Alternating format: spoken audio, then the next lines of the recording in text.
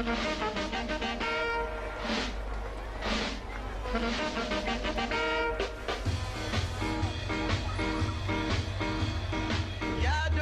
August 5th, 1962, Princess Margaret finally pulled down the Union Jack after more than 300 years of British rule in Jamaica.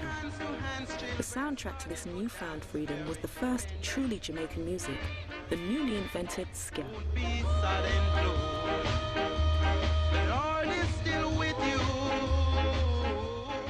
Because the time has come, then we can have some fun, so take a run. You know, it was just a simple song, and the people them jump to it and, you know, going around. Whoa, whoa, whoa, we're independent, and, you know, flash them hand, and it was great. That was something to see, and never can come back in Jamaica. You couldn't go to a party before 62 and play ska. After that night, you had to play ska for the party to be successful. It was unbelievable. Everyone gravitated to it. This was something new, and I noticed something too. They had pride. When they looked at it, they said, this is ours. It would have been nice to say that independence caused people to want their own music, but the music preceded independence. But it was a wonderful coincidence because independence gave it further drive. The music came first.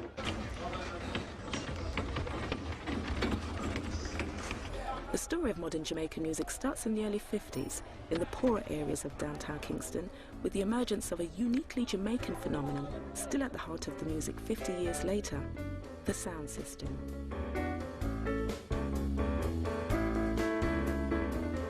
The sound system is essentially a street discotheque with speakers big enough to raise a family in, and it's where poor Jamaicans have been coming to dance till they drop since the 50s. Then the music was American R&B. The music of Fats Domino, Ray Charles and Louis Jordan was streaming into the island from American radio stations just over 100 miles away. And when the sound systems played it loud and every night, they were a runaway success. They became the biggest local industry in downtown Kingston. People used to make money from it. You sell your own beer and you sell your own curry goat and rice, and you got the sounding system from 8 o'clock till like 6 in the morning, and they eating and dancing in the street. You get like 2,000–3,000 people, and you make a buck. Soon, two giants emerged downtown, Clement Coxon Dodd and Arthur Duke Reid. Combining their liquor businesses with their sound system dancers, they were effectively the barons of downtown Kingston. Competition between Coxon and Reid bordered on the cutthroat. Duke Reid is a man who go on this dance and him go to the gate and him get everybody over the gate money for coming on and dance, you know? And the people they believe all the Coxon dance and come on the Duke Reid. Sometimes them just take the money and go to the Coxon dance just the same, you know what I mean? So it's like that. So all of them used to be at war, you know? It's a sound system thing, man. It's a traditional thing. You can't stop it. It come from way back, you know? Come on. Yes, suddenly rum is served to sophisticates because suddenly Jamaican rum has regained its place among the great drinks of the world. Duke Reid had a rum there when it don't sell in the stores. If you think rum is strong, you ask about rude to your parents. When you throw water, you know what happened? Yes. Throw chasing it, what think happened? Smoke. Little smoke, vapors thing, right? And that is what the brother might drink. Like they have cocaine now, that was for them cocaine. So after Duke Reid, give them 2 drinks of root to your parents and send them go to Coxon dance. The dance done. People are jump fence to get out the fast. To promote their sound systems, Reid and his competitors had turned to record producing by the end of the 50s, but not as we know it today. They had no intention of selling records to anyone else. They brought jazz musicians down from the tourist hotels to play Jamaican versions of American R&B, and then they made just one copy of each record to play on their own sound systems and achieve the much prized exclusive. We start imitating the rhythm and blues songs, like say Smiley Lewis or Professor Longyear, or Louis Jordan, you know, those kind of beats. We try to imitate it.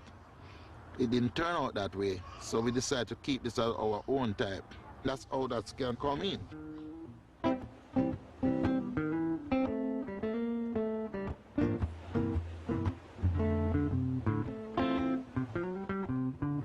Styling like those was really rhythm and blues. What we did to this rhythm and blues is like you'll be doing 1, 2, 3, 4, 1, 2, 3, 4. But this car now we change it to 1, 2, 3. And then it's more 2, 4, 2, 4 instead of 1.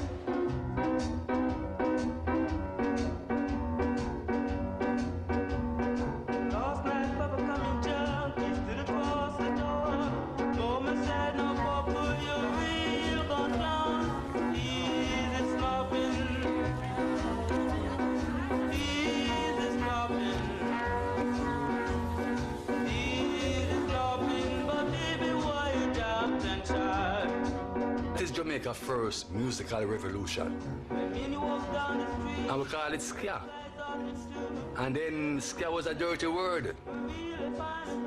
But what it was terribly influenced by Jamaican activities of the people, you know. Culture Jamaica was pushed into it. And when the people took it on that fast, right, they just grabbed to it because it was them. From the beginning, I was made king. Zion says, I am king, and I reign. We brought with us most of the music of Africa, the rhythm. To that has been fused some of the jazz influences emanating from our sisters and brothers in New Orleans. Culture has been a very strong element in all our art forms, but particularly in our forms of musical expression. There was an increase in prosperity after independence. People bought record players and wanted to own the ska records that up until now they had only heard on the sound systems. King of kings and Lord of lords, I reign. Eager to capitalize on this new market, the sound system operators reinvented themselves as record companies. Prince Buster's Voice of the People, Duke Reed's Treasure Isle, and initially the top label Coxsone, run by the taciturn Clement Dodd.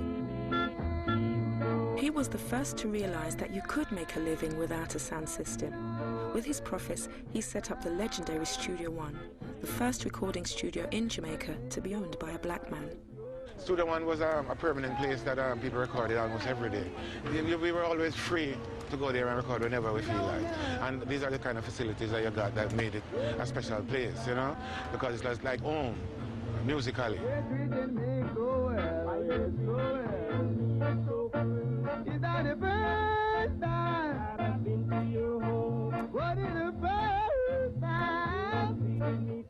Studio One is like Jamaica's Motown. That's where all the great artists, you know, we say they graduate at this place, Studio One. It was like a 9 to 5 job. We went there early morning and we would record all day.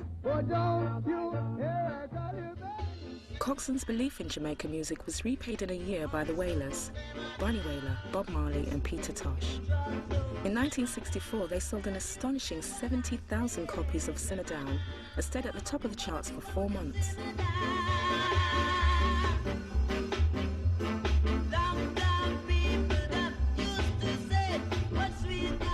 Trenchtown was vibrant with a lot of activities. The place was like a, what do you call it, like a Piccadilly, like Hollywood. Music as being the center of attraction. Everybody was singing like a family. So if the Soulettes have a recording, you'd have Bob, Peter Bunny, Delroy, you know, guys from the Paragons, everybody would come to give background support. If the Wailers have a session sometime, you would have the Ask Us girls come work with us tonight. We have 2 children listening, looking at all the harmony. So that was like fun. We weren't being paid because Coxsone, we didn't get money at that time. Sometimes we get money to buy us a patty or cocoa bread, and if we're going on Fridays, we will get a pound or 30 shilling or something like that. But we didn't have a problem.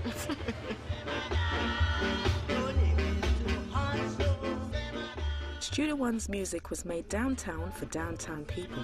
The musicianship necessary wasn't that easy to achieve if you were poor in Kingston. But luckily, there was also a downtown academy. If Studio One was Motown, the Alpha Boys School was the Juilliard School of Music.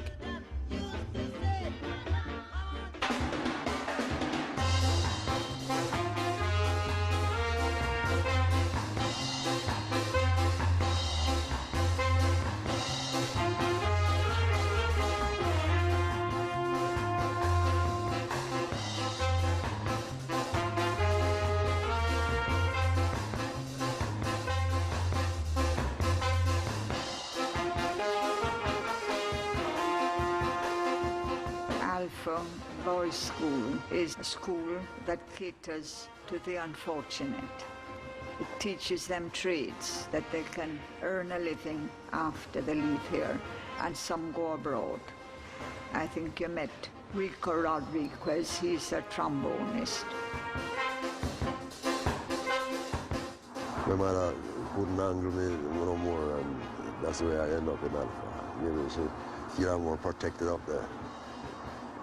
The young man, him grow very quick, you know what I mean? Him become very wise very quickly.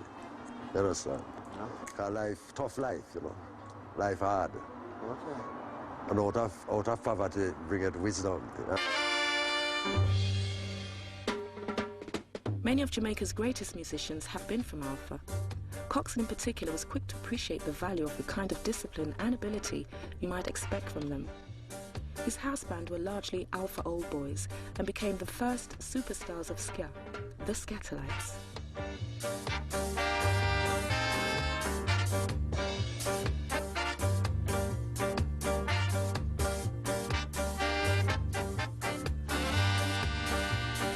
Oh yes, the Scatterlights. That was Johnny Moore. He is touring in France now. And Lester Sterling, he's in America. Tommy McCook was very good at that. He was a saxophonist.